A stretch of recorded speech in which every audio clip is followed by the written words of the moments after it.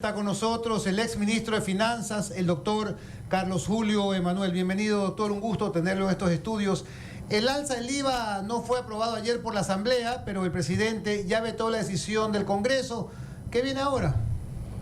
Bueno, ya no es un tema económico, es un tema del realismo mágico que hay en el Ecuador, de la carambola política. Conceptos constitucionales, legales, que sí se puede o no se puede. Yo recuerdo en el 2002, cuando era presidente Noboa, la Asamblea le negó el aumento del IVA al 15%, él lo vetó y al día siguiente presentó un nuevo decreto o proyecto de subir el IVA al 14% y la Corte Constitucional lo negó totalmente.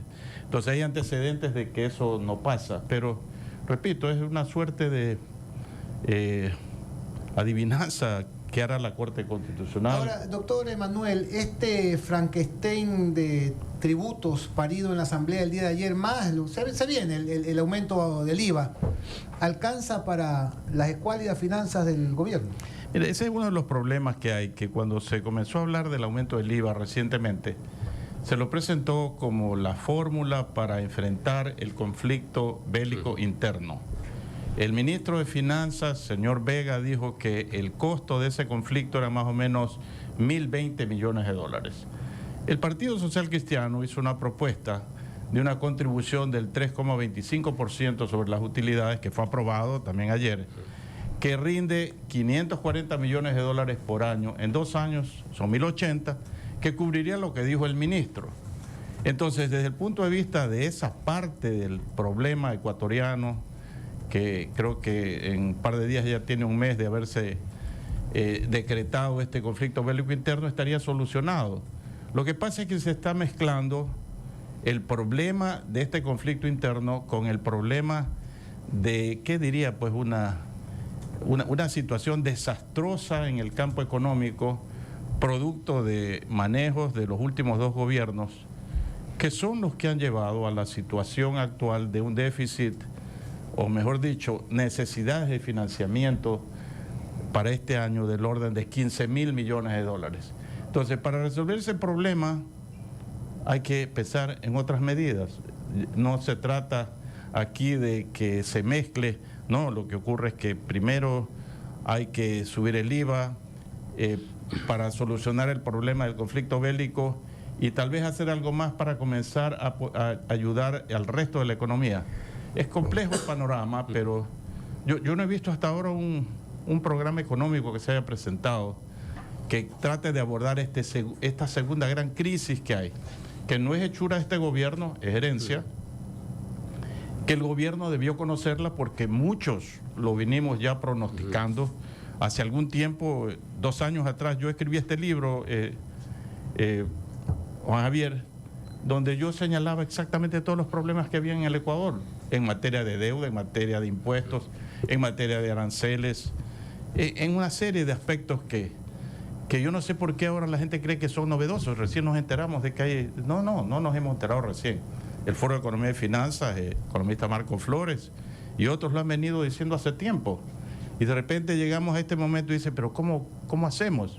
Bueno, hay formas de hacerlo, pero efectivamente no se van a solucionar con estas medidas de orden tributario a las que tú hacías referencia.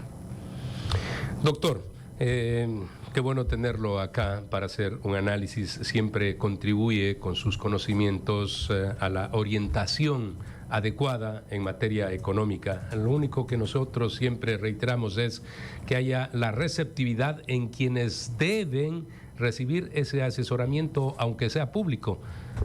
En ocasiones debería ser directo.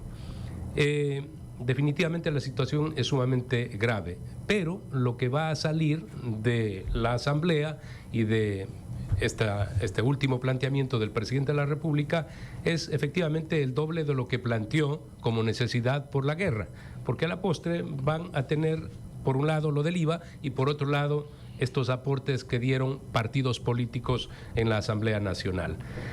Sin embargo, usted dice no hay un programa establecido. Incluso en ese programa se debería hablar acerca de una reestructuración de la deuda. Y usted, en el año 84, junto al extinto Francisco Sued, querido amigo y gran profesional ecuatoriano, y Alberto Dají, hicieron una reestructuración de la deuda. En la actualidad, ¿habría que ir por esa línea también? Definitivamente, Fernando, la única variable que puede ayudar en forma sustancial al problema que enfrentamos es una reestructuración de la deuda. Cuando tú analizas el cuadro de las amortizaciones de la deuda, capital e intereses, hablo de la deuda pública, no solo externa, sino también interna, estamos hablando que el Estado tiene que dedicarle, el año pasado desembolsó alrededor de 8.000 millones por el servicio de la deuda, este año será un poco más de 8.000, el próximo año, cálculos del Fondo Monetario Internacional, serán 10.000, el año siguiente serán 11.000, que no se van a poder pagar por una razón fundamental, porque la economía ecuatoriana no ha crecido. Desde el año 2018 hasta la fecha, el Producto Interno Bruto está en el mismo nivel. Y para este año, organismos internacionales están pronosticando un crecimiento de la economía ecuatoriana del 0,8%, que va a ser más bajo una vez que se pongan en vigencia impuestos como lo del IVA, se llega pues a hacerse realidad, porque el IVA deprime el consumo. Esa es una de las cosas que yo no sé por qué no se entiende, que el IVA es un impuesto regresivo que afecta a las clases menos favorecidas, pero que fundamentalmente disminuye el poder adquisitivo de los ciudadanos. Y es el consumo de la mano con la inversión pública lo que se refleja o es la causa fundamental de un crecimiento económico. No tenemos ninguna de las dos cosas. Entonces, una economía que no crece es como una persona que perdió su empleo y no puede seguir atendiendo el pago de la tarjeta de crédito y tiene que buscar refinanciamiento. Una economía que no crece no puede pagar la deuda, no puede resolver el problema del desempleo, del subempleo, de la pobreza, de la desnutrición infantil, no puede atender con medicinas a los hospitales, con equipos a los policías y al ejército. ¿Cómo puede pagar la deuda externa? Entonces tiene que haber un cambio allí, Fernando. Y solamente quiero terminar con esto. Yo digo, efectivamente no hay un programa económico y no hay claridad en hacia dónde se quiere llevar este tema. Y doy un ejemplo. Se está planteando el aumento del IVA, que yo definitivamente considero que es una medida nociva para el Ecuador. Y no es de ahora, desde el 2005 he venido proponiendo que el IVA debe bajarse. Felicité al expresidente Lasso cuando decidió que para feriados y para el sector turismo el IVA debía bajarse del 12 al 8. Yo digo, ¿y por qué lo hizo? ¿Porque es malo o porque es bueno? Porque es bueno, pues porque reactiva, porque aumenta el consumo. Y en este gobierno que se está planteando el alza del IVA, hemos visto que una transitoria establece una reducción del IVA al 5% para la compra de materiales de construcción. Entonces, ¿cuál es la dirección? En un paralelogramo de fuerzas, ¿hacia dónde va este concepto? Hay que bajar el IVA, no subirlo, y hay que buscar otras formas de financiamiento, comenzando con la reestructuración de la deuda, pero no solo eso. Aquí en este mismo set, desde hace años hemos venido planteando que el gobierno debe pedir la conformación de una comisión internacional de lucha contra la corrupción. Si hay 5.000 millones de dólares más o menos, que es lo que se desvanece todos los años, la quinta parte del presupuesto del Estado, ¿por qué no tenemos esa comisión para combatir la corrupción? ¿Por qué no ponemos en vigencia para reducir el tamaño del Estado la presupuestación base cero? Solo es una directriz del gobierno, no requiere aprobación del Congreso, como tampoco la carta al secretario general de Naciones Unidas. Entonces hay muchas cosas que se pueden hacer para resolver los problemas, pero no se van a resolver aumentando el IVA. Doctor Emanuel, hemos hablado de deuda pública y hemos hablado también del incremento del IVA. Y tal vez siendo un poco optimista, no sé si ilusa, hay gente y de hecho hay instituciones como la banca de inversión que cree que esta alza del IVA, ya estoy hablando como que si fuera un hecho, pero creo que es casi un hecho, abre las puertas del FMI para el Ecuador y otros organismos multinacionales. ¿Qué cree usted de eso? ¿Cree que sería así? ¿Que realmente nos abre las puertas o sería más fácil conseguir crédito?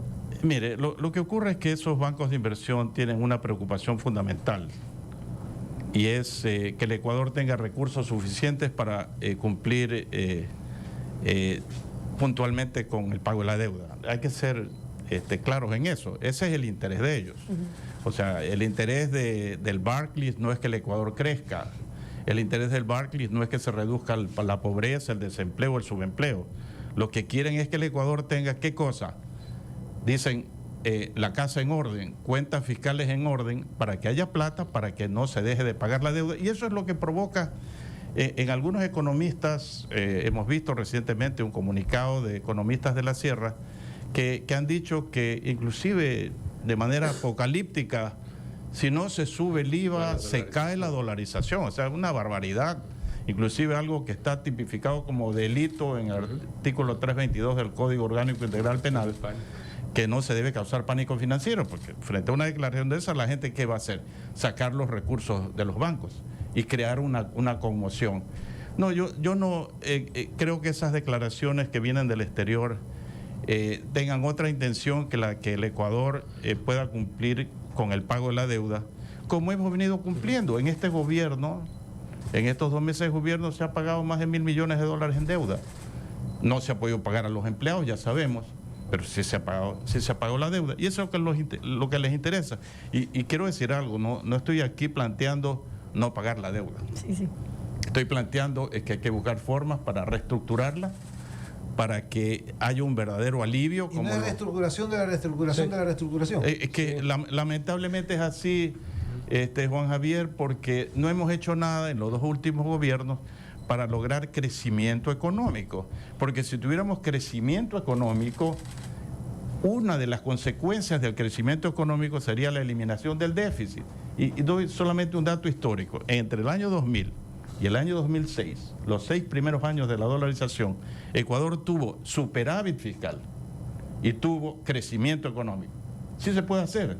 Del 2007 en adelante, uno puede ver las cifras, todos son déficits y el crecimiento económico ha ido bajando hasta el punto de que, en 6 años no hubo crecimiento económico y ahora, antes de la subida del IVA, que va a cambiar las cifras, creceremos a menos del 1% frente a la población que crece al 1,5%. Estamos hablando de gobiernos del doctor Gustavo Noboa Bejarano, de Lucio Gutiérrez y del doctor Alfredo Palacio, hasta el 2006. Exactamente. Se llevó una política, recuerda también, Fernando, que esa fue la época en que logramos pasar, fue cuando yo era ministro, la ley de responsabilidad fiscal en junio del 2002, que bloqueó la posibilidad de que el Estado ecuatoriano, que el gobierno ecuatoriano pueda aumentar de manera indiscriminada el gasto público.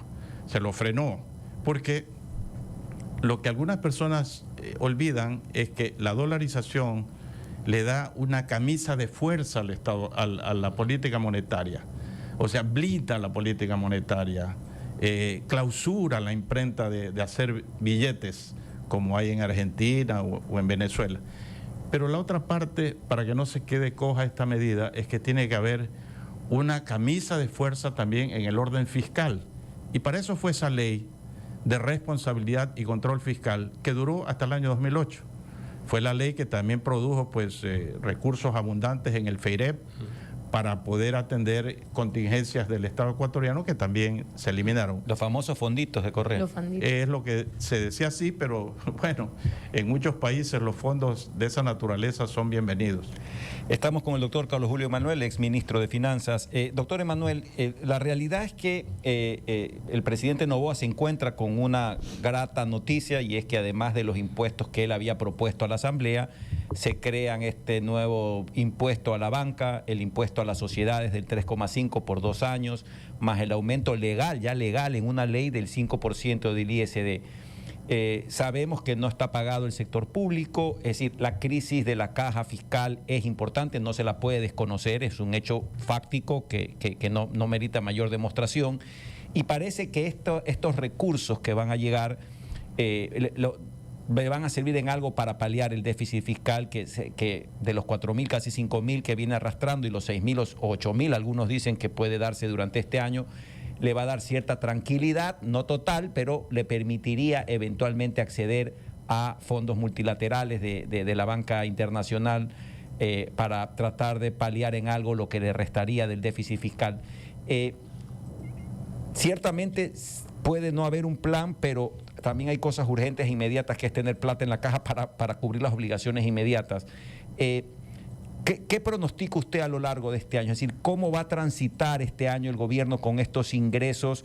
Ya hemos escuchado la necesidad de reestructurar la deuda, de que se tenga un plan. Sabemos que este es un gobierno interino, Carlos Julio, es decir, no es que es un gobierno por 4 años. Me imagino que está haciendo todo lo humanamente posible para en esos pocos meses que le restan, pues tratar de entregar a él mismo o a otro presidente un Estado más o menos controlado en lo económico. Usted, con su experiencia, con su conocimiento, ¿cómo ve los próximos meses hasta diciembre con esta entrada de dinero que va a comenzar el próximo mes? Bueno, no estoy tan seguro que los otros rubros que fueron aprobados por el Congreso o por la Asamblea necesariamente se hagan realidad, porque recordemos que en el Estado ecuatoriano el único poder o la única función que tiene la potestad de sugerir la creación de impuestos es el Poder Ejecutivo. Entonces, si el presidente no propuso ese impuesto a la banca, no propuso la contribución que ha sugerido el Partido Social Cristiano de 3,25%, yo no sé cómo alguien pueda decir que eso se va a volver realidad. Como dije al inicio, aquí vivimos un realismo mágico entre el área constitucional, legal, el Congreso. Es muy diferente al análisis económico. Totalmente, pero va a pasar, le advierto que va a pasar porque la Corte ya ha dado paso a estas situaciones. O sea, lamentablemente se va a dar. Bueno, yo no puedo anticipar eso, pero en el evento que eso ocurra, recordemos también que algo que generalmente se pasa por alto, que los impuestos, y particularmente el impuesto al valor agregado, el IVA, tiene una característica que es algo que nosotros llamamos la elasticidad. No necesariamente cuando se sube la tasa aumentan las recaudaciones. Y eso lo vimos en el terremoto del 2016, cuando Correa subió el IVA del 12 al 14%, las recaudaciones, lejos de aumentar, bajaron. Y cuando nuevamente se regresó al nivel del 12, volvieron a subir. ¿Por qué razón? Porque la gente evade, porque la gente deja de consumir. No es verdad que un aumento del IVA no afecta a los productos alimenticios. Por supuesto que los afecta, porque en la cadena de producción de los alimentos hay también que contar con transporte, combustibles y otros productos que se requieren para poder llegar al producto final, que están grabados con el IVA. Entonces, por ejemplo, un molde de pan que cuesta hoy día $2 y uno va a la caja, paga y ve la factura y ve que es 0% de IVA sí, sobre ese molde, pero una vez que usted sube el IVA, lo que va a encontrar es que ese molde de pan ya no vale $2, sino $2.30, porque el que produjo ese pan tiene que pagar eso sí tiene que pagar el IVA en la cadena productiva. Entonces va a la caja y efectivamente sobre los $2.30 no hay IVA, pero está pagando un precio más caro. Ahora, doctor Emanuel, ¿qué piensa del plan de gobierno de focalizar el subsidio de combustibles a partir de julio o agosto? A mí me parece que es una medida necesaria, que debió hacérsela hace tiempo. No se lo he hecho, Juan Javier, porque la matriz energética del Ecuador es compleja. Aquí no estamos hablando, por ejemplo, como en Cuba, que no produce petróleo y ahí le regalaban el petróleo a Cuba, y una vez que ya no le regalan, pues tiene que importarlo y pagar el precio internacional, entonces tiene que cobrarle a la gente lo que es. Por eso han quintuplicado recientemente el precio de la gasolina en Cuba. En Chile pasa lo mismo, no produce, todo lo importa, tiene que pagar. Ahora, ¿esa focalización no le falta el diésel? Meter en esa canasta. A donde yo iba, Juan Javier, cuando digo que la matriz energética es compleja, es que en el Ecuador no solamente importamos derivados, sino que también producimos derivados. Y cuando producimos derivados, los producimos, por ejemplo, con el petróleo del Campo Sacha, que tiene un costo de producción de $8 el barril. Y no solo que producimos derivados, sino que también exportamos derivados. Entonces, cuando alguien quiere hacer una focalización, tiene que poner todas estas variables en la canasta, ver cuál es realmente el subsidio. Porque una cosa es subsidio y otra cosa es costo de oportunidad. Yo he escuchado a muchos economistas que dicen, pero es que nos hemos fumado, nos hemos... Rifado. Nos hemos rifado una enorme cantidad de recursos. Pero la pregunta es, ¿Eso es por el subsidio o es porque no le dijimos a la gente, mire, en vez de consumirlo a los precios nacionales porque el costo de producción es más bajo, podríamos exportarlo y ganaríamos más? Sí, eso se llama costo de oportunidad. Y yo doy un ejemplo siempre sobre este tema. El Brasil es el primer país productor de banano del mundo, pero no exporta nada.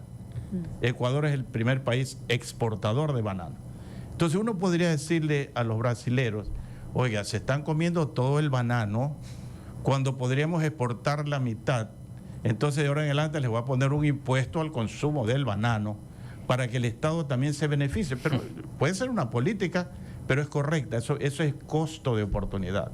Entonces, Juan Javier, que se focalice y se presente todos los números para que la gente entienda por qué es que hay que focalizar y qué cosa. Antes de terminar la entrevista, un oyente me está diciendo, pero a ver, si solamente suben el 3% los impuestos, ¿por qué va a subir el 15% los productos? Si solamente se subirán 3 centavos de cada dólar. Porque en el Ecuador funciona un modelo especulativo. Yo puedo decir inclusive que así no se hubiese subido el IVA, que aparentemente se va a subir, ya en el Ecuador se produjo un efecto especulativo porque la gente se adelanta. Entonces, ¿cómo mides la especulación? Bueno, eso ocurre. En Argentina lo mides en el mercado cambiario. Hay expectativas, las expectativas que se forma la gente son muy diferentes y no están relacionadas directamente con las medidas específicas que se tomen. Además vivimos en un país del redondeo. Bueno, esa es parte de la especulación, claro, el redondeo. Cosa que no ocurre en las economías como la chilena, la peruana, la colombiana, que no teniendo dólares, teniendo moneda propia, pero son economías estables en donde el factor especulativo no opera, como el caso Argentina, Venezuela. Por eso esos países tienen crecimiento económico y tienen un nivel de inversiones enorme. ¿Cuánto fue el nivel de inversiones en el Ecuador el año pasado? Hablo de inversión extranjera, 0,3% del PIB. La tercera parte del 1%, alrededor de 300, 400 millones de dólares. Colombia tuvo como 12.000, Perú algo así. Entonces, no somos un país amigable a la inversión extranjera. Atractivo, ¿no? Porque tenemos muchos problemas, entre ellos la sobrecarga de impuestos. Muchísimas gracias al doctor Carlos Julio Emanuel. Un breve corte, regresamos con más.